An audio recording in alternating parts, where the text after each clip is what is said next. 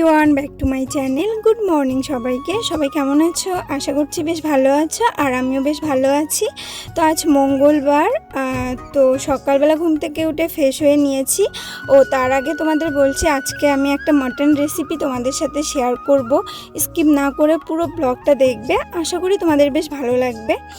তো দেখো, ঘুম থেকে উঠে আমি ফ্রেশ হয়ে নিয়েছি, স্নান, আমার টুকিটাকি ঘরের কাজ সব কমপ্লিট। এখন একটু বাইরের ভিডিওটা তোমাদের সাথে শেয়ার করছি। খুব সুন্দর লাগছিল, কারণ সকাল থেকেই বৃষ্টি হচ্ছে আজকে, আর বৃষ্টির দিনে সবুজ গাছপালা দেখতে বেশ ভালো লাগে, আর এমনিতেও ভালো লাগে, কিন্তু এই কাজকর্মের একটু অসুবিধা হয়, এই আর কি। তো সকালবেলার দেখো বরের টিফিনটাও আমি সাজিয়ে নিয়ে এসেছি। এখন 10:30টার মতো বাজে, আর ওনার ব্রেকফাস্টও দিয়েছি, ওনার খাওয়া কমপ্লিট। আর জানো তো আজকে কি হয়েছে? দুটো ডিমেই ছিল। তো মা হয়তো সিদ্ধ করার সময় বুঝতে পারেনি যে ডিমটা নষ্ট ছিল, বাট যখন আমি ছুলি তখন আমিও সেরকমভাবে একটা বুঝতে পারিনি। পরে যখন খেতে নিয়েছিল বর, দেখে যে ডিমটা নষ্ট। পরে কি আর করা যাবে, ফেলে দেওয়া হয়েছে। আর যেহেতু অনেক গরম আর অনেক দিন হয়েছে, সে কারণে হয়তো নষ্ট হয়েছে। তো দেখো, সকাল থেকে বৃষ্টি হওয়ার কারণে বর কিন্তু আজকে একটু লেট করেই গিয়েছে অফিসে। তো দেখো, বর অফিসে যাচ্ছে, আর আমি এই যে এভাবেই দাঁড়িয়ে থাকি রোজ দিনই, যতক্ষণ না চোখের আড়াল হচ্ছে। আর রোজ দিন এভাবেই গেট খুলে দিই, আমার বেশ ভালো লাগে। তোমরাও হয়তো অনেকেই এরকমটা করো। তো দেখো, কালকে বাবা কাঁঠাল পেড়েছে আমাদের গাছের, এখানে হয়তো বোঝা যাচ্ছে না, বাট কাঁঠালের সাইজগুলো কিন্তু বিশাল বড় বড় ছিল। তো দেখো, এদিকে বাবা কিন্তু সন্ধ্যার দিকে 7টা বাজে এখন মাটন নিয়ে এসছে, মানে খাসির মাংস চর্বি সহকারে। আমার ননদ খেতে চেয়েছিল, তো সে কারণেই। তো আমি একদম বেছে পরিষ্কার করে নিয়ে এসেছি। শাশুড়ি মাও এদিকে দেখো মশলা বেটে নিচ্ছে। আমরা কিন্তু এখনও শিলনোড়ায় মশলা বেটে খাই, আর আমার শাশুড়ি মাই মশলাটা বেটে দেয় আমি যে কোনো রান্না করলেই, মানে রোজ দিনই উনি মশলা বেটে দেয়, আর বেটে খেতেই সবাই পছন্দ করে, আর খুব টেস্টিও হয়। তো ওদিকে শাশুড়ি মা মাটনটা ম্যারিনেট করে রাখলো, আর এর মাঝে আমি ভাত আর পটল ভাজাটা করে নিলাম। আর যেহেতু আমরা রাতে রুটি খাই, রুটির জন্য আটাটাও গুলে রেখেছি। তো 1 ঘন্টা প্রায় ম্যারিনেট করে রাখা হয়েছে। তো আমি দেখো চর্বিগুলো আগে ভেজে নিলাম।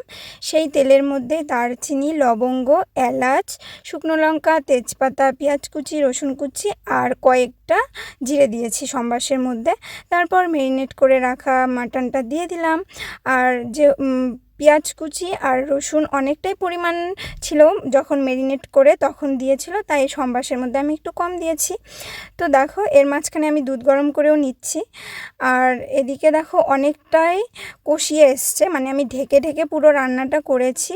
কিছুটা পরিমাণ ঢেকে রাখার পরে আলুটা দিলাম, আর 5টা গোটা রসুন দিয়েছি।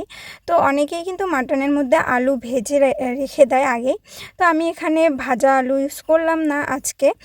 অন্যান্য দিন ভেজে রাখি, তো আজকে আর করলাম না, কারণ সময় নেই, আর আমার ননদের আবার খিদে পেয়ে যায় তাড়াতাড়ি করে। তো সে কারণে, আর মাটনটা যেহেতু রান্না করতে অনেকটা সময় লাগে, আর রিয়াজি খাসি রান্নাটা একটু আস্তে ধীরেই করতে হয়, মানে ভালোভাবে কষিয়ে নিতে হয়। তো এর মাঝখানে কিন্তু অনেকবার আমি ঢেকে ঢেকে রান্নাটা করেছি। তো আগে ভালো করে কষিয়ে নিচ্ছি। আর মাটন রান্না হচ্ছে কষানোর মধ্যেই টেস্টটা হয়। তো আমাদের বাড়িতে বলে সবাই যে আমার হাতের নাকি মাটনটা খুব টেস্টি হয়, বিশেষ করে আমার বর বলে। তো সে কারণেই আমাদের বাড়িতে যতবারেই মাটন হোক না কেন, তো আমাকে রান্না করতে হয়, কারণ শাশুড়ি মা আবার সব কিছুই আমাকে রেডি করে দেয়। ওনার একটু চোখে প্রবলেমের জন্য মাটনটা আমাকে ধুয়ে নিতে হয়, আর বাকি সব কিছুই উনি রেডি করে দেয়, আমি রান্নাটা করি। তো দেখো, এখানে কিন্তু আমার শাশুড়ি মা ভিডিওটা করে দিচ্ছিল, কারণ আমি বললাম যে মা একটু ভিডিওটা ধরে দাও, করে দাও, কারণ একা হাতে একটু অসুবিধা হয়, তো সে কারণে। আর এখানে আমি গরম জল ইউজ করেছি, আর গরম জল দিলে একটু টেস্ট হয় যে কোনো তরকারিতেই। আর এর মাঝখানে কিন্তু আমি কয়েকটা কাঁচা লঙ্কা চিড়ে দিয়েছি, কারণ আমাদের বাড়িতে সবাই একটু ঝাল খায়, তো সে কারণে। আর আজকের রান্নাটা কিন্তু খুব ভালো হয়েছে।